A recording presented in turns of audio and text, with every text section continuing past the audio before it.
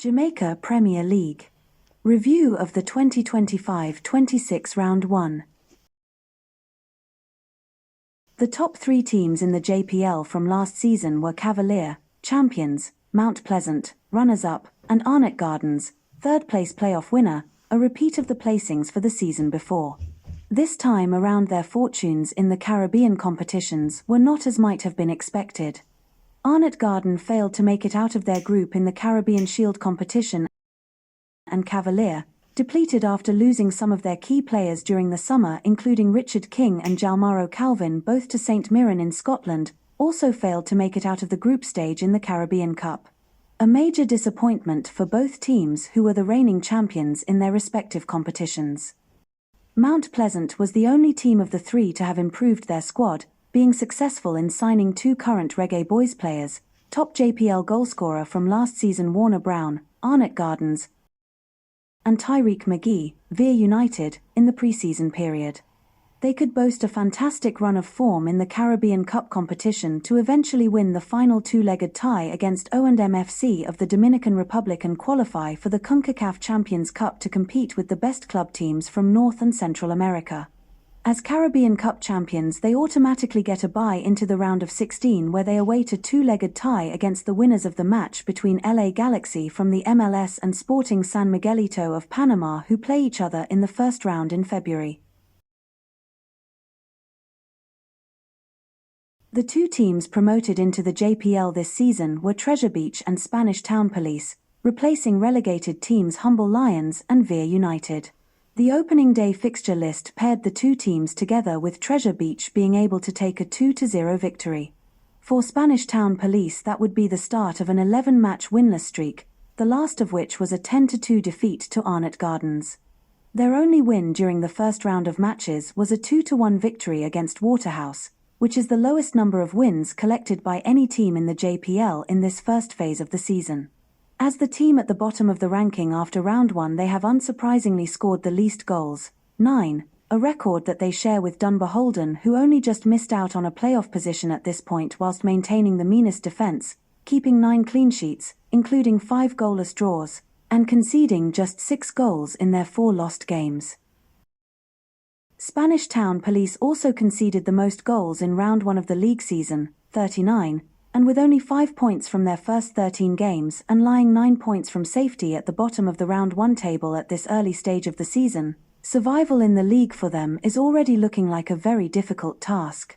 Goings on, as they enter into the first games of the second round of the league season, Spanish Town Police has seen the club merged with Old Harbour United, a team that was operating in the regional league system. The team will continue to function in the JPL under the Spanish Town Police name for the rest of the season, after which the club is expected to be renamed as Old Harbour United. The other team occupying a relegation spot at the end of round 1 is Treasure Beach, who after their opening day win against Spanish Town Police, went on a 5-game winless streak before getting a 1-0 win against Arnott Gardens. They would also get an unlikely 2-0 win against a Portmore United team who had been enjoying some good form throughout the first round of the league season, but the newly promoted team would lose the final 4 games of the round.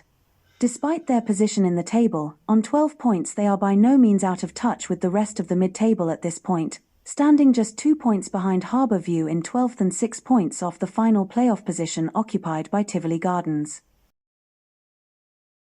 The team with the biggest goal tally at this point is Arnott Gardens, whose 10-2 victory over Spanish Town Police was very much the reason for their elevated position in the goals scored rankings, scoring 27 goals whilst at the same time being caught up in the congested mid-table mix, having lost just over half of their games this round. The top 4 teams at the end of the first round of play in the JPL have at this stage created a comfortable gap between themselves and the teams outside of the playoff positions. After a moderate start to the season, Portmore United, who are sitting in 4th place on 24 points in the table and 7 points ahead of Dunbar Holden in 7th position, enjoyed an 8-game unbeaten run highlighted by their 4-1 victory over Harbourview, before finishing this round of play disappointingly with 2 defeats, including their shock 2-0 loss against Treasure Beach. The new Caribbean Cup champions Mount Pleasant occupy the third spot at the end of round one, only bettering Portmore United on goal difference, which by the standards they have set over the last few seasons, is quite disappointing. Although they have only lost one game at this point of the season, a 1-0 loss against Racing United, the only other team in the JPL to have lost only one game during the first round of the league campaign, the number of games drawn by Mount Pleasant, 6, has been a stumbling block to them. Despite their relative failings in the league so far when taking into consideration their present position at the top of Caribbean football, they can boast the JPL's best goal difference rating, having recorded plus 15 goals in round one, a tally boosted by the 2-5-0 victories that they gained against Tivoli Gardens and Spanish Town Police. The second highest rated team in the table at this stage of the season is Mo Bay United, who on 26 points have won the most games of all so far, 8, their best result coming in a 4-0 victory over the basement team Spanish Town Police. But their impressive record of victories is let down by the 3 losses that they also suffered during this phase of the season, including a 3-0 defeat against the current JPL champions Cavalier. Their goal-scoring record of 26 during round one is bettered only by Arnott Gardens, aided by their striker Jourdain Fletcher, who tops the goalscorers chart for this stage of the season, scoring 9 goals, including 4 braces, a ratio of 1 for every 3 goals scored by the team. The side topping the rankings at the end of round one in the league campaign is Racing United, who outdo Mo Bay United on goal difference alone by 4 goals. They came out of the blocks at the beginning of the season in fantastic form, going on a 7-game unbeaten run, beginning with a 5-1 season opening victory against Arnott Gardens, before suffering their only defeat of the season so far in a 3-1 loss against top-of-the-table rivals, Mo Bay United. The 5-game unbeaten streak that would follow to complete their efforts in round one would serve to demonstrate the stubbornness of a team determined not to be defeated. A review of round one of the 2025-26 JPL season cannot be complete without mentioning the effect that the devastating Hurricane Melissa had on the island of Jamaica as a whole, something that would cause all league fixtures to be put on hold for several weeks. Treasure Beach, who are based in one of the most badly hit parishes, St. Elizabeth, was the worst affected of the JPL teams, causing them to postpone further matches after the league finally recommenced, before they were able to restart their participation in the league. Going into round two, Spanish Town Police at the bottom of the table would need to go on a run of form comparative to the efforts in round one of Cavalier, who stand 5th in the table, which would mean winning in around half of their games in this phase, just to get out of the relegation zone.